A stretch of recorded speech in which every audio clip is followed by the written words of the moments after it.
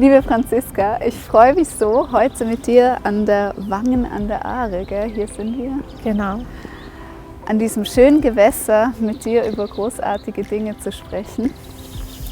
Du bist nämlich der Kopf einer Initiative, die es in sich hat, die, wenn sie angenommen wird, etwas Großes verändern wird.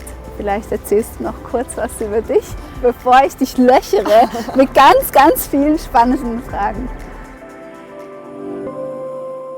Ich freue mich auch, hier sein zu dürfen, Wangen an der Aare am Wasser. Heute geht es um das Wasser und die Landwirtschaft. Mein Name ist Franziska Herren.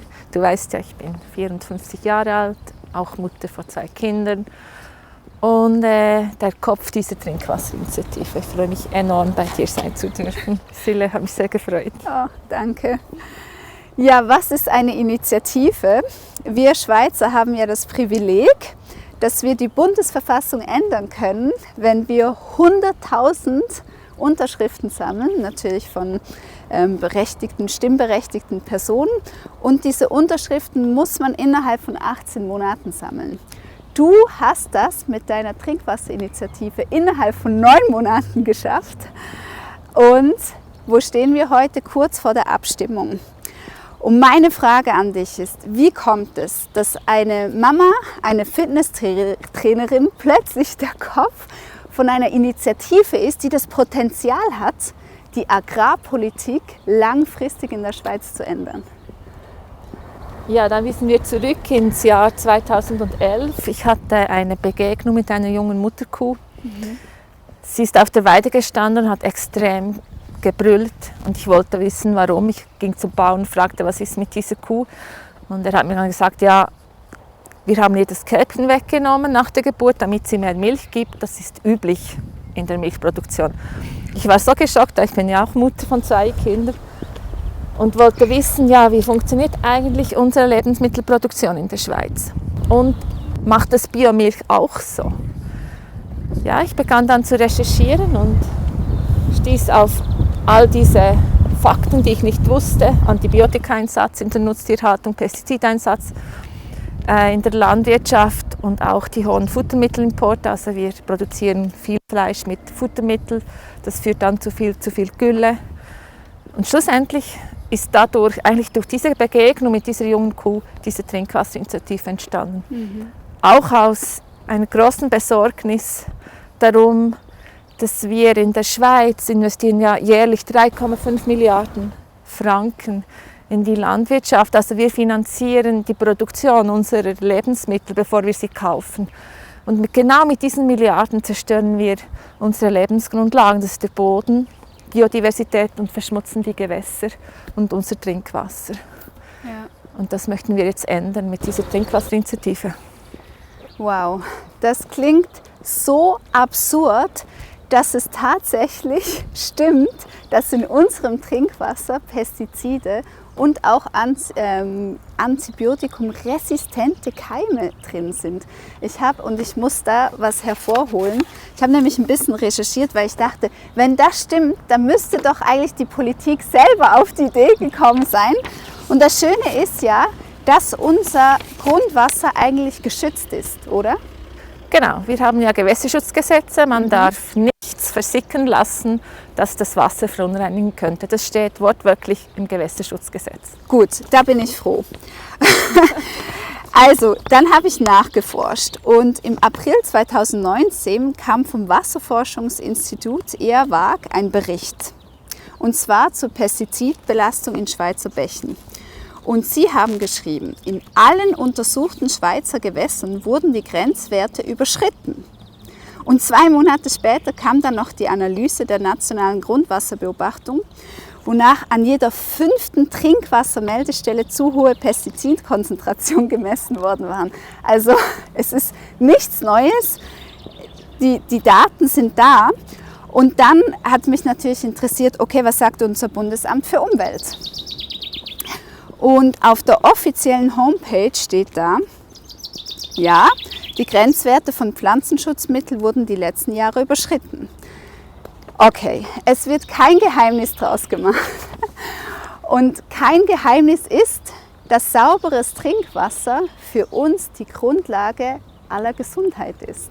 Also es müsste eigentlich das Wichtigste sein für uns. Dieser Kanal hier ist ja die Stimme für chronisch Erkrankte und ich selber war jahrelang chronisch krank und habe mich selber durch eine Lebensstiländerung und durch frische, gesunde Nahrung selbst geheilt. Und ich zähle immer oder ich fasse ein paar Punkte zusammen, was uns eigentlich krank macht. Und unter anderem sind das Viren und Bakterien. Es ist ungesunde Nahrung. Es ist ein Leben gegen den natürlichen Rhythmus, auch ein Leben gegen unsere Grundwerte und eine Entkopplung von der Natur. So verschiedene Dinge, die uns krank machen. Also an erster Stelle stehen Gifte, Viren und Gifte. Dazu gehören Leicht-, Halb-, Schwermetalle, pharmazeutische Produkte oder eben auch Pestizide. Wie kann das sein, dass das in so vielen Gewässern in der Schweiz ist? Das macht mich sprachlos. Ja, wenn man bedenkt, dass in der Schweiz über 2000 Tonnen Pflanzenschutzmittel, also Pestizide, jährlich eingesetzt werden, das ist unglaublich viel und zum Teil hochtoxische. Die landen in unseren Gewässern, wie gesagt hast, und im Trinkwasser. Also im Moment ist es so, dass in der Schweiz über 1 Million Menschen Trinkwasser konsumieren, das per Gesetz nicht mehr abgegeben werden dürfte, weil die Pestizidgrenzwerte überschritten werden. Aber man hat einfach zu wenig Frischwasser, um diese Leute mit anderem Wasser zu versorgen. Das ist die intensive Produktion in der Landwirtschaft, die zu diesen Pestizidrückständen in unseren Gewässern und Trinkwasser führt. Und gerade die Trinkwasserinitiative möchte, dass man in diese Produktionsform kein Geld mehr investiert. Also, dass man dann weggeht von hochtoxischen, chemisch-synthetischen Pestiziden hin zu einem Biolandbau, der auch mit mehr Artenvielfalt, also Mischkulturen arbeitet und genau die gleichen Erträge wie eine Monokultur erzeugen kann. Ja, das sind die Pestizide in der Landwirtschaft. Dann kommen wir zur Nutztierhaltung, die tonnenweise Antibiotika einsetzt. Das musst du dir mal vorstellen. In der Schweiz sind es immer noch 32 Tonnen Antibiotika, auch prophylaktisch. Das heißt, du behandelst die Tiere, ob schon sie gar nicht krank sind, weil sie die Haltungssysteme nicht überleben würden. Oder eine Milchkuh muss so viel Milch produzieren, dass es ohne Antibiotika gar nicht geht. Und diese Antibiotika verursachen dann diese antibiotikaresistenten Bakterien in der Gülle, in diesem Dünger, auch im Mist. Die kommen auf die Felder, auf diese Felder, wo unsere Nahrung wächst, und somit auch in unsere Nahrungsketten, sei ins Fleisch, in die Gemüse. Also es ist unfassbar und niemand weiß das eigentlich. Ja, die Eidgenössische Fachkommission für biologische Sicherheit in der Schweiz hat einen Bericht rausgebracht und hat gesagt, 2014 war das, die größte Gefahr für die Schweiz sind antibiotikumresistente Keime. Weil wenn wir nicht mehr auf Antibiotikum reagieren, dann können wir Chemotherapien, Operationen etc. vergessen. Dann können wir solche lebensrettenden Aktionen nicht mehr durchführen. Also das betrifft uns alle. Genau. Und gerade die Tiermast verursacht enorm viele Antibiotikaresistenzen. Also, und verstehst du, ich verstehe einfach nicht, dass man diese Tierhaltung nicht anpasst oder auch einfach viel weniger Fleisch isst. Weil in der Schweiz muss man wissen, dass 50% vom Schweizer Fleisch und 70% von den Schweizereien mit Importfutter hergestellt werden. Das führt dann auch noch zu immens zu viel Gülle und zu einer Tierhaltung, die Tiere werden eng gehalten in Fabriken. Das führt dann auch wieder zu diesem Antibiotika-Einsatz. Aber Franziska, wenn wir das nicht machen, verhungern wir doch. Ja, genau. Das ist Willst du, dass wir verhungern? Willst du, dass wir verhungern? Spaß beiseite. Wenn wir nicht verhungern möchten, dann müssen wir unsere Nahrungsmittelproduktion anpassen. Das heißt, einfach Nahrungsmittel produzieren, die gesund sind für die Böden, für das ganze, also die ganzen Artenvielfalt und uns selber. Und Fleisch kann man sicher essen, aber nicht in diesem Maß. Und gerade in der Schweiz, wir sind ein Grasland, also 70% von den Ackerflächen von den Landwirtschaftsflächen kannst du ja nur für Tierhaltung nutzen. Weißt du, dort kann kein Ackerbau gemacht werden. Wir können genug Fleisch und Milch produzieren, einfach nicht in diesem Maße, wie wir es jetzt tun, weil wir so viel Importfutter vom Ausland holen. Und stell dir vor, sogar von Brasilien wird importiert. Also, das ist unglaublich, ja. Dann karrt man dieses Futter hier hin und mästet die Tiere, braucht viel auch noch mit genmanipuliertem Soja und eigentlich Mais. Verboten in der Schweiz. Auch die Tiere damit zu füttern? Ja, das ist eigentlich in der Schweiz nicht erlaubt. Dann ist es im Rest von Europa wohl lockerer. Genau, nein, das haben wir in der Schweiz unterbunden.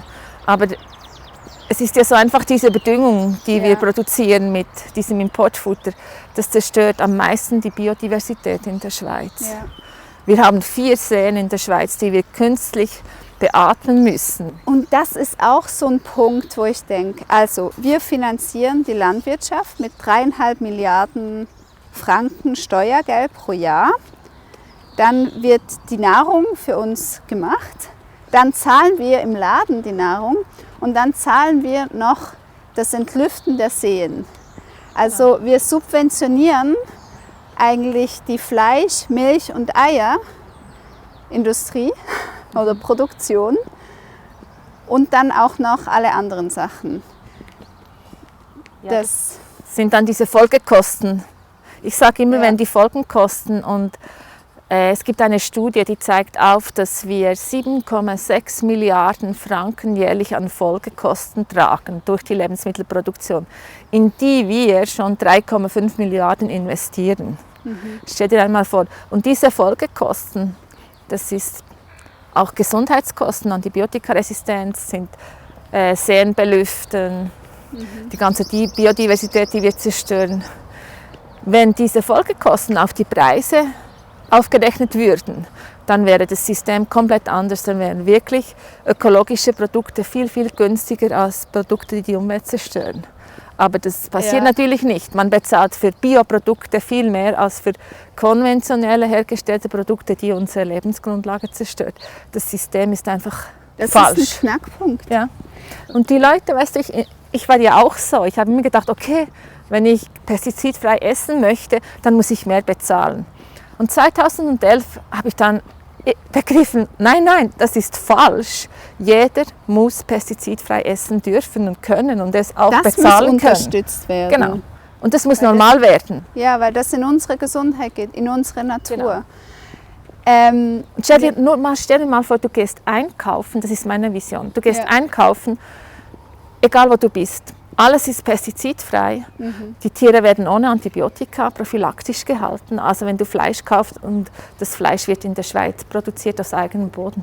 Und alles, was nicht so produziert wird, ist in einem Ecken, kostet x-fach mehr.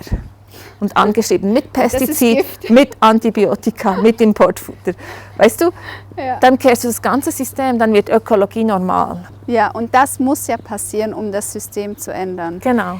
Eine andere Sache ist ja noch, wie viel wird denn eigentlich weggeschmissen? Weil der Punkt, müssen wir dann hungern, wenn nicht mehr so viele Tiere auf engem Platz gehalten werden, was ja die Grundvoraussetzung für diese prophylaktische Antibiotikumabgabe ist, dass einfach zu viele Tiere auf engem Platz sind. Also wir würden weniger produzieren, weniger Fleisch, würden also weniger Futter importieren müssen. Wir müssten aufhören, Essen wegzuschmeißen, oder? Aber wo wird denn das Essen weggeschmissen? Wo wird das Ei, die Milch, das Fleisch? Also die Schweizerinnen und Schweizer haben einen Food Waste von 2,8 Millionen Tonnen im Jahr. Also 2,8 Millionen Tonnen. Und beim Rindfleisch ist es 30%. Also von der Produktion bis zum Endkonsument braucht man die 30% vom produzierten Rindfleisch nicht. Wird weggeworfen oder geht bei der Produktion weg oder beim Restaurant. Das gibt so, das heißt foodwaste.ch, da kannst du genau schauen, wo am meisten wegfällt. Und das ist Ich weiß jetzt nicht, beim Rindfleisch weiß ich nicht genau, ob es Endkonsumenten sind oder Restaurants, das könnte man nachschauen. Aber beim Ei und bei den Bulle ist es ungefähr 25%. Wow. Und dann kommt noch dieser Faktor, viel, ja, ja. und dann ist dieser Faktor das Klima. Die Bewegung, also die Volksbewegung geht hin Richtung weniger Fleisch. Ich meine, all diese veganen und vegetarischen Gerichte, die boomen und Ja, auch. es zeigt, was Genau. der Endkonsument möchte. Genau, und man Ja. muss, in der Schweiz ist ja auch so, dass 82% der Subventionen, also diesen Milliardenzahlungen, in die Fleischproduktion investiert werden. Wie viel Prozent? 82%. Und nur 18% in den Pflanzenbau. Stell dir das mal Aber vor. warum? Ja, weil das eine riesige Industrie ist. Du musst dir mal vorstellen, 1,2 Millionen Tonnen Futter importieren wir und dann 50% von unseren Ackerflächen, also diese Flächen, die wir für menschliche Nahrung, also wo wir menschliche Nahrung produzieren können, braucht man für Tierfutter in der Schweiz. Und Da, wo wir unsere Pflanzen pflanzen könnten, genau, da wo ist wir für die Tiere reserviert. 50%. Und da wird auch mehr Geld verdient, weil 82% von unseren Steuergeldern. Du weißt, das da wird am reinkommt. meisten gefördert. Beim Pflanzenbau zeigt das, Früchte oder Getreide ist nur 18%. Jetzt musst du dir einmal vorstellen, und in Wow. Schweizer Fleisch, 50% vom Schweizer Fleisch ist mit Importfutter hergestellt. Wo ist dann die Schweiz da drin? Und das Wo wird den ist denn Konsumenten das nicht Schweizer erzählt. Kreuzergras? Ja, genau. Und das ist auch, das wissen die meisten nicht. Das Schlimme Okay. ist ja auch die Überdüngung, die dadurch entsteht. Einfach diese Güllenfluten, die wir haben, die unsere Landwirtschaftsflächen nicht aufnehmen können. Unmöglich, weil es ist ja im Ausland so, dass die Gülle hingekarrt werden, dort wo das Futtermittel hergestellt wird, Ja. also nach Brasilien zum Beispiel. Also wir stehen da, haben diese Zahlen, haben uns irgendwie verrannt und ich denke dann immer gerne zurück. Wie ist das alles passiert? Hätte man anders reagieren können? Und ich habe mir den Gedanken gemacht, was wäre, wir spulen jetzt 20 Jahre zurück und an einem Tag, am Montag zum Beispiel, hätten wir Pestizidwerte wie eben vor 20 Jahren. Und am nächsten Tag hätten wir die Werte von heute. Dann würde doch der Katastrophenfall ausgerufen werden. Aber weil das alles vielleicht so schleichend passiert ist und hier wurde ein Amt informiert, hier gab es Zahlen, die haben mal Alarm geschlagen, aber es war immer so einzelne Stimmen, ist es verschleppt worden? Oder wie erklärt sich das, dass unsere Ämter da nicht so reagieren und dass schlussendlich eine Zweifachmama, die Fitnesstrainerin ist, die Initiative stellt? Das ist Unwissen seitens der Bevölkerung. Okay. Man hat immer das Gefühl, Wasserschloss Schweiz, es ist alles okay. Ja. Und diese Daten, die kommen ja nicht wirklich an die Öffentlichkeit, weißt du? Also du kannst es zwar lesen beim Bundesamt für Ja, das Umwelt. war ganz einfach. Ich war Genau. bei Google und aber wer da kommt war's. schon drauf, in der Schweiz die Wasserqualität zu hinterfragen oder zu hinterfragen, wie viel Schweiz steckt in meinem Schweizer Fleisch? Ja. Manchmal fragt man sich dann vielleicht schon, ich habe beobachtet, die letzten paar Wochen wurde ja extrem viel Gülle ausgefahren. Ja. Und die Menschen waren dann wirklich alarmiert und sagten, was ist eigentlich los? Wo kommt diese Scheiße her? Genau. Können wir bitte mal über die Scheiße sprechen? Da frag dich einmal, wo leben diese 17 Millionen Tiere in der Schweiz? Ja, wo sind sie? Ja, wo sind sie? Genau. Und wie werden sie gefüttert? Also wir sind jetzt vom Berner Oberland hierher gefahren, quer durch einen Kanton, den schönsten in der Schweiz. Und mir ist keine Kuh begegnet oder nur ganz selten welche. Ja, wo sind die? Ja, die sind meistens drinnen. Und speziell die Hühner oder Schweine, die siehst du ja kaum. Nee. Aber man sieht diese Fabriken mit diesen Silos. Ja. Und in diesen Silos sind dann auch die Futtermittelimporte, also das importierte Futtermittel, Ja. wo dazu führt, dass dann die Bauern irgendwann mal nicht mehr wissen, wohin mit der Gülle, weil dieses dieses Futter ja im Ausland produziert wurde. Ja. Und dort wären die Flächen für diese Gülle. Ich sehe immer die Werbung vor mir, die wir so schön aufhängen überall in der Schweiz, mit einer Schweizer Kuh und dieser Landwirtschaft und unseren Bergen und die Schweizer Milch. Was ist damit? Ja, das ist genau das, was der Konsument das Gefühl hat, das bekomme ich. Und weißt du was? diese Werbung, die bezahlst du auch noch mit deinen Steuergeldern. Echt? Wie Ja. denn? Fleischwerbung investieren wir auch 6 Milliarden Steuergelder.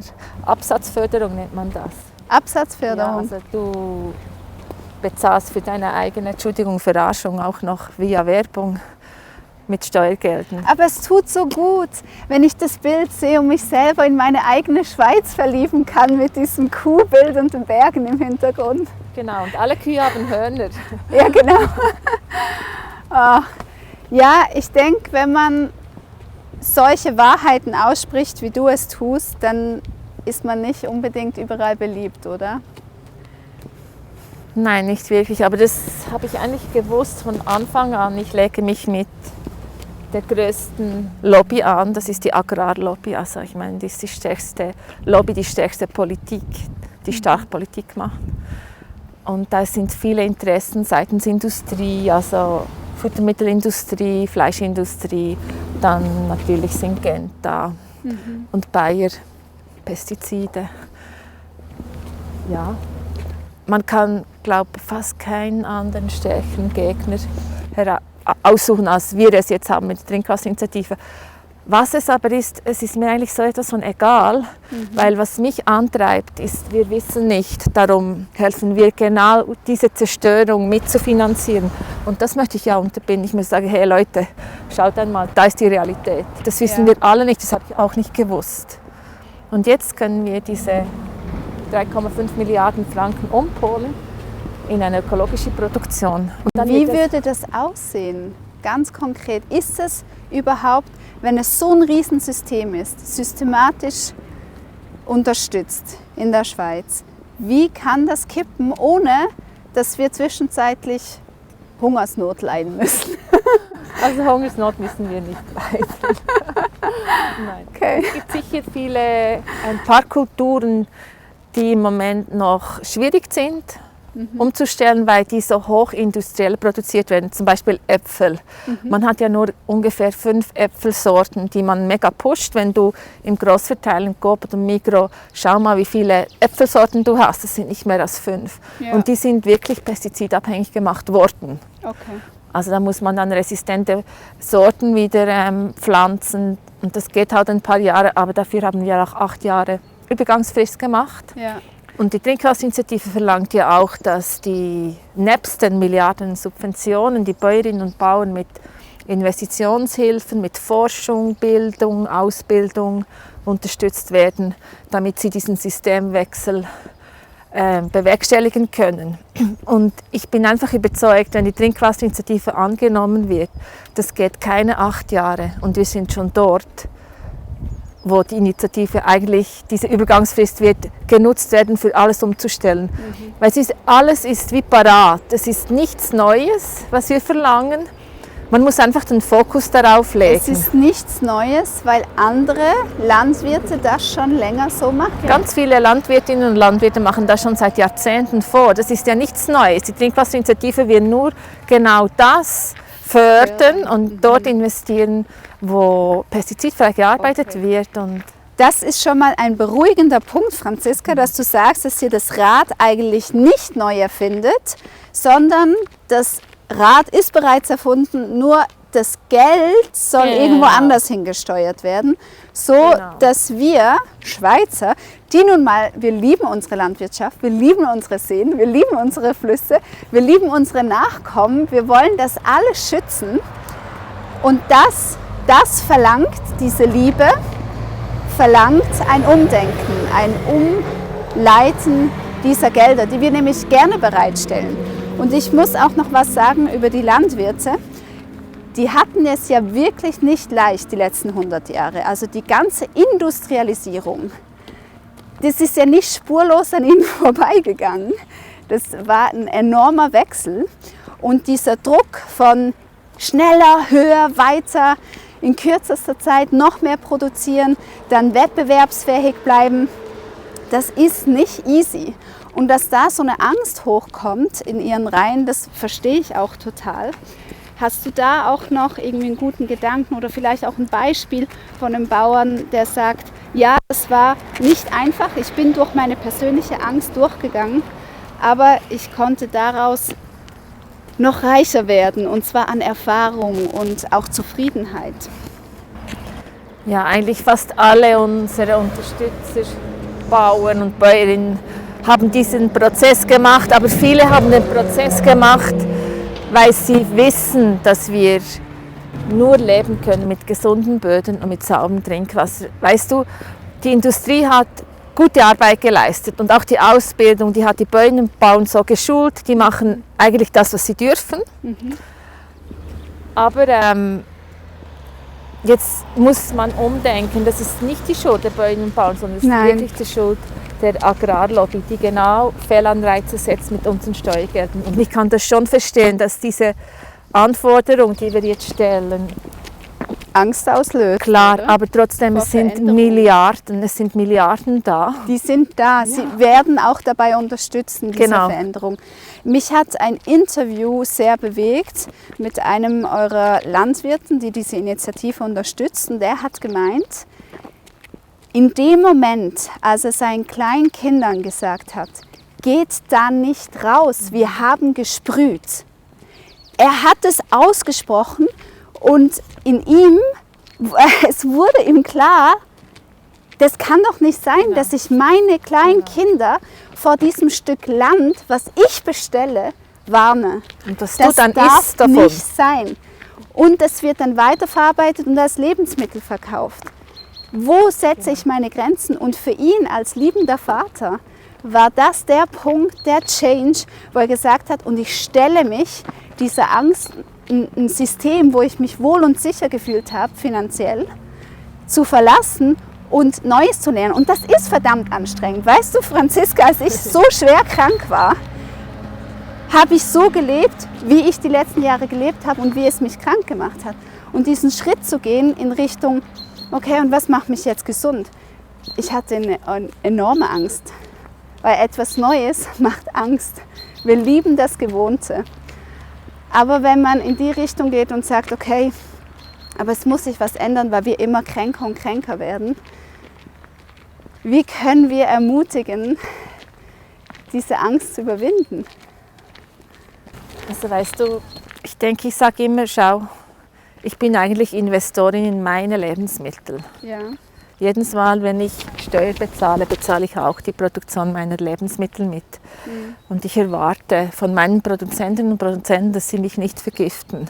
Ja. Weißt du, das ist halt meine Haltung, weil ich verstehe viel, aber man muss manchmal über den eigenen Schatten springen und sagen, okay, das war mir nicht so bewusst, aber es darf nicht sein, dass ich mich schädige und meine Kunden schädige, wenn ich es weiß. Und wenn Produktionsformen da sind, die ich übernehmen kann. Ich werde noch bezahlt, ich werde geschult, ich bekomme Investitionshilfe, ich bekomme das volle Programm. Ja. Du musst wissen, das bekommst du nicht, wenn du nicht Bauernbauer bist.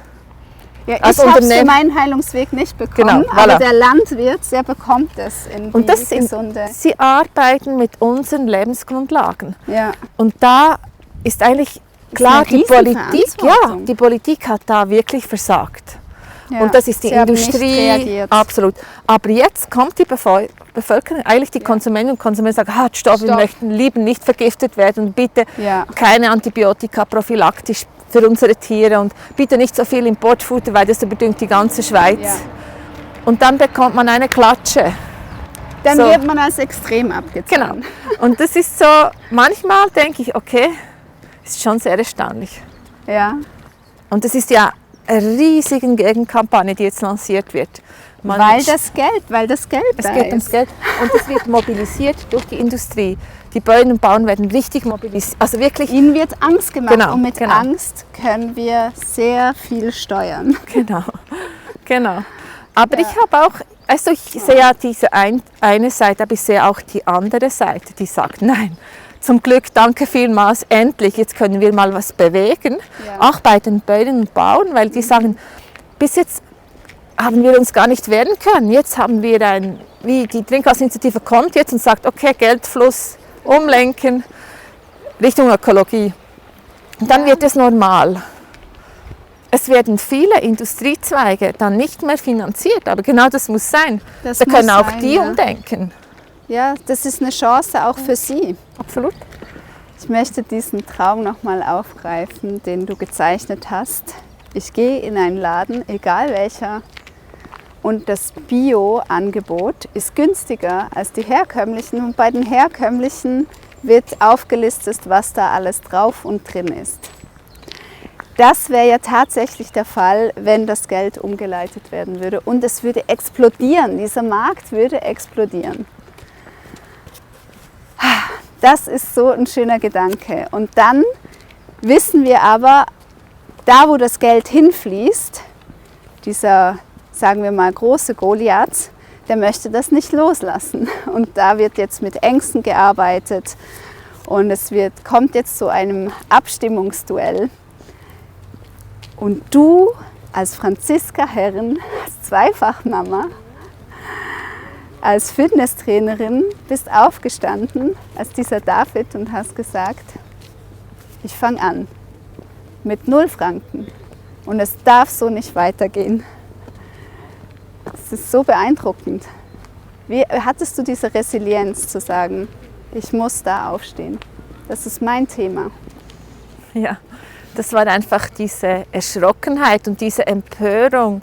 Und ich hatte immer das Gefühl, ich sei gut informiert, weißt du? Also ich sei gut informiert über die Nahrungsmittelproduktion in der Schweiz. Und durch meine Recherchen habe ich dann gemerkt, ja nein, ich kann nicht informiert sein. Es wird mir nicht erzählt. Es wird mir nur, man wird richtig angelogen und bezahlt noch dafür. Und dieser gesundheitliche Aspekt auf mich, auf die ganze Bevölkerung, auf unsere Kinder, das hat mich so schockiert und so erschüttert, dass man das macht. Man macht das willentlich, wissentlich. Ja. Und man sagt den Menschen, wenn wir das nicht tun, können wir uns nicht ernähren. Und das ist so Quatsch, weißt du? Wir haben so viele Aufbausysteme, da kann man genug Nahrung produzieren, ohne uns zu vergiften. Ja. Und das war so ein Wake-up-Call, weißt du? Das ist wie eine Lebensaufgabe. Und klar habe ich mir überlegt, ja, was mache ich jetzt? Ich habe kein Geld. Und ich hatte diesen inneren Ruf, der einfach sagt, mach, steh auf, mach weiter. Und das Schöne ist, Geld war nur vielleicht die ersten 8 Wochen ein Thema. Da habe ich wirklich schlaflose Nächte gehabt. Gesagt, nee, was mache ich? Und dann ist Geld gekommen zu mir. Anrufe, wie kann ich Sie unterstützen? Frau Herren, das ist super, was Sie machen. Wow. Und dann ist das Geld war nie mehr ein Thema. Nie mehr. Da waren dann andere Themas, dann waren dann persönliche Themas. Hinstehen und ja, einfach diese Konfrontation. In der Öffentlichkeit stehen und aber Geld war dann nie mehr das Thema. wow. Und das war so schön, weißt du? Und ich wusste einfach, wenn ich das nicht versuche, dann habe ich eine Aufgabe. Und bei Aufgabe ist auch Gabe, als eine Gabe, die ich habe, nicht erfüllt. Und das hätte mich dann viel mehr gekostet, es nicht zu versuchen, als es eben zu versuchen. Wenn man eine Gabe oder eine Aufgabe oder eine Empörung nicht ausdrückt oder nicht macht. Ja. Ich persönlich kann nur jeden ermuntern, steht auf und unterstützt Leute, die für euch aufstehen. Ja. Und das ist das, was ich jetzt erfahren darf. Es sind so viele Menschen, die mich unterstützen und sagen, das machst du super, ich könnte das nie, aber was brauchst du? Das kann nicht jeder so aufstehen wie ich. Das muss auch nicht jeder. Aber bitte unterstützt die aufstehen. Ja. Oder steht selber auf natürlich. Aber ihr steht ja auf, wenn ihr unterstützt, Ja. steht ihr auch schon auf. Ja. Und stell dir vor, wir Schweizer würden so ein Zeichen setzen für ganz Europa, für die ganze Welt. Gerade wir mit der direkten Demokratie, wir sollten aufstehen und einfach wählen. Ja, unsere klar. Stimme abgeben. Jeder kann sich jetzt Gedanken machen, wie will ich mein Steuergeld investiert haben. In meine Gesundheit oder in eine Landwirtschaft, die meine Gesundheit wirklich schädigt. Das ist einfach ganz faktisch. Und auch unser Lebensmittel Nummer 1, das Wasser, verschmutzt. Und das war für mich diese Trinkwasserinitiative. Das Allerschlimmste war für mich zu merken, ich kann zwar Bio kaufen, ich kann kein Fleisch essen, doch alles das bekomme ich im Wasser mit. Weißt du, die Pestizide schlucke ich, die Antibiotika-Resistenten und die Nitratwerte, die ganz hoch sind durch die viel zu vielen Nährstoffe wie Acyle. Das nehme ich zu mir, egal wie ich esse. Ja. Und darum habe ich gemerkt, dass Landwirtschaft und Wasser kann man nicht trennen. Ja. Alles, was auf dem Boden landet doch irgendwann im Wasser. Ja. Und darum heißt es auch Trinkwasserinitiative. Und man kann heute noch wählen bei der Nahrung, ob man pestizidfrei essen möchte oder nicht. Beim Wasser kannst du nicht wählen. Genau. Da ist so enorm wichtig, jetzt aufzustehen. Vielen Dank, Franziska, für deinen Mut, aufzustehen, zu sagen, das ist meine Aufgabe und ich wachse in dieser Gabe. Das war ja auch ein Hineinwachsen. Ja. Danke für die Zeit hier und ich wünsche dir für den Endspurt das Allerbeste. Ich danke dir ganz, ganz herzlich, dass ich hier sein durfte, wirklich. Ich bin sehr gefreut. Danke. Und danke, dass du dabei warst, uns gelauscht hast auf unserem Spaziergang. Und ich möchte dich ermutigen, bei deiner Aufgabe zu sein, wirklich zu überlegen, was ist meine Gabe und was darf ich tun. Und wenn es das ist, Menschen zu unterstützen, wie die Franziska, die ihre Aufgabe leben, dass wir das gemeinsam in dieser inneren Stärke machen können. Ich wünsche dir von ganzem Herzen das Allerbeste und sauberes Trinkwasser. Bis zum nächsten Mal. Ciao.